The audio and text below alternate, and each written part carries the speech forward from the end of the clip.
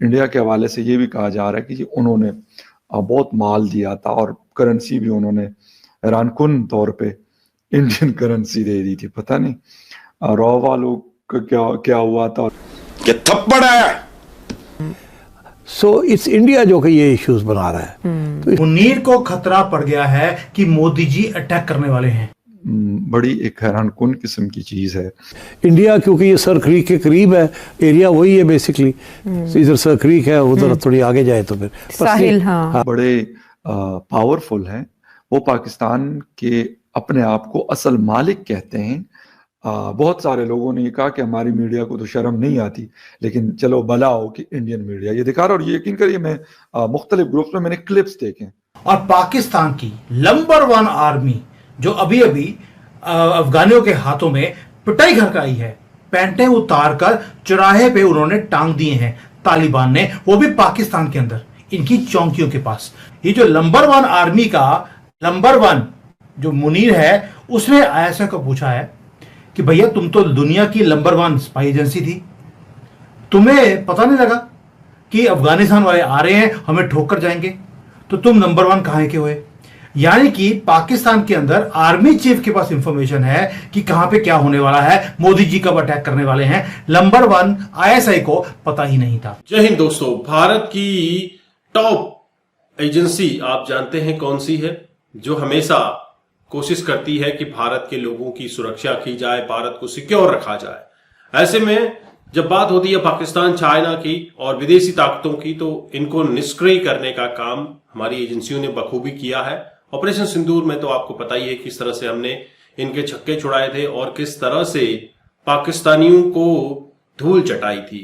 आज वही धूल तालिबान ने पाकिस्तानियों को चटा दी है और अपने सैनिकों की डेड बॉडी उठाने के लिए 48 आवर्स का सीज फायर भी मांगा है।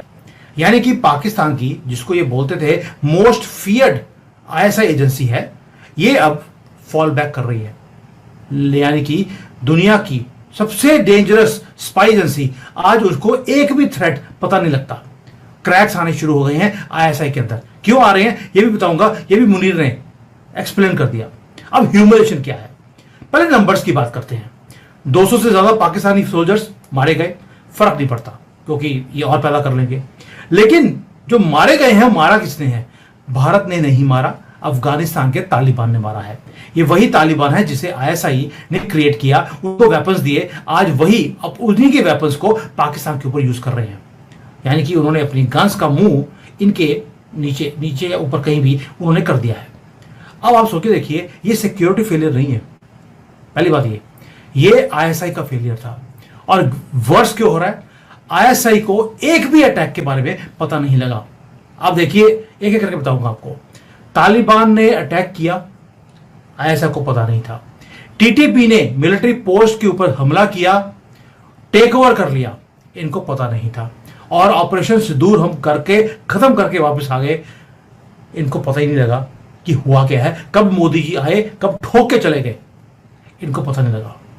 और इसीलिए आज जो बॉस है आसिम मुनीर सबका इनकी कंट्री में, वो आज वहां पे बैठ के रो रहा है और इनको गाली निकाल रहा है। इमरजेंसी मीटिंग रावलपिंडी में हो रही है, टॉप ब्रॉस आर्मी की भी और आईएसआई का, दोनों को बुलाया है। और उनको एक क्वेश्चन पूछा कि ये what the hell is happening in this country, मुझे कोई इंफॉर्मेशन तुम्हारी तरफ से आती क्यों नहीं है? मोदी हमारे ऊपर अटैक करने वाले हैं, इनके पास पूरी इंफॉर्मेशन है, लेकिन आईएसआई को पता नहीं था, आईएसआई सो रही थी।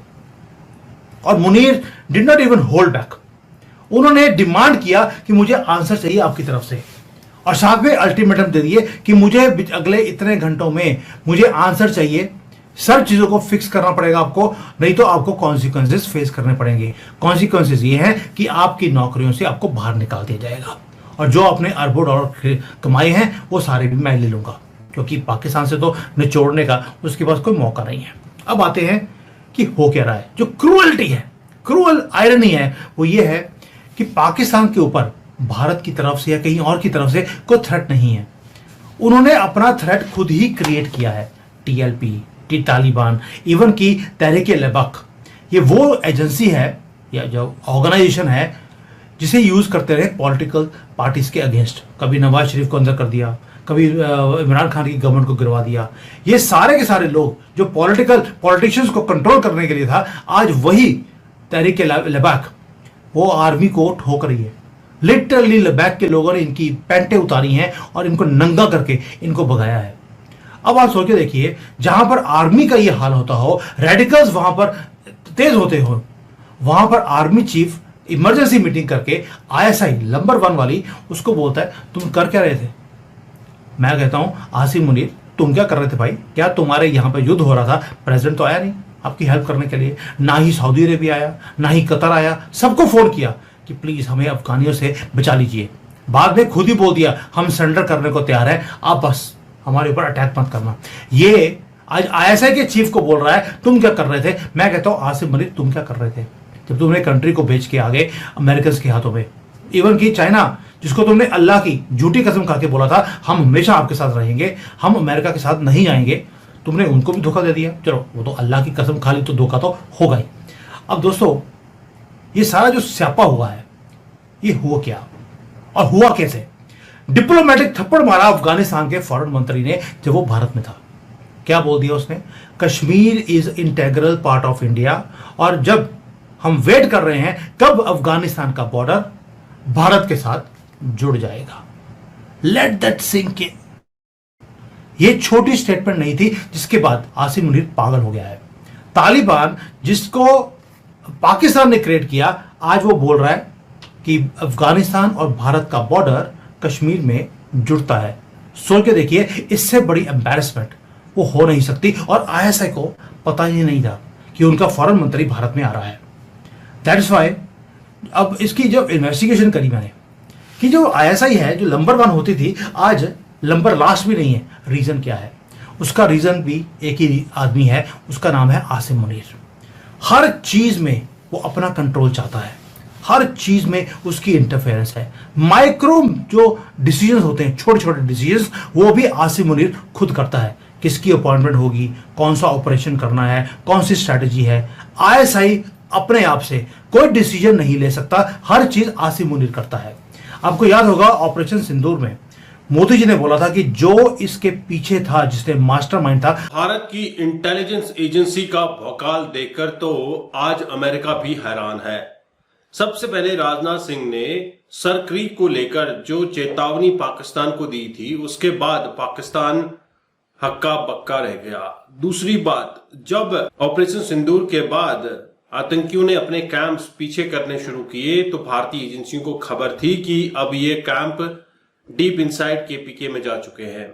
इंडियन एयर चीफ ने कहा कि हम डीप इनसाइड जाकर भी पेनिट्रेट कर सकते हैं एक्यूरेट इंफॉर्मेशन के साथ। दोस्तों, ऐसे में भारत के सेना प्रमुख का जवाब पाकिस्तान को मिलना कि अगली बार तुमने थोड़ा सा भी गलती की तो इतिहास और भूगोल बदल जाएगा। पाकिस्तान सोचता था कि भारत हमें कुछ नहीं कर पाएगा क्योंकि हमारे ऊपर हमारे बाप अमेरिका का हाथ है, और अमेरिका तो पाकिस्तान को पीछे से ठोकने में लगा हुआ है, क्योंकि पाकिस्तान तो यूज एंड थ्रो पपेट की तरह इस्तेमाल होता है।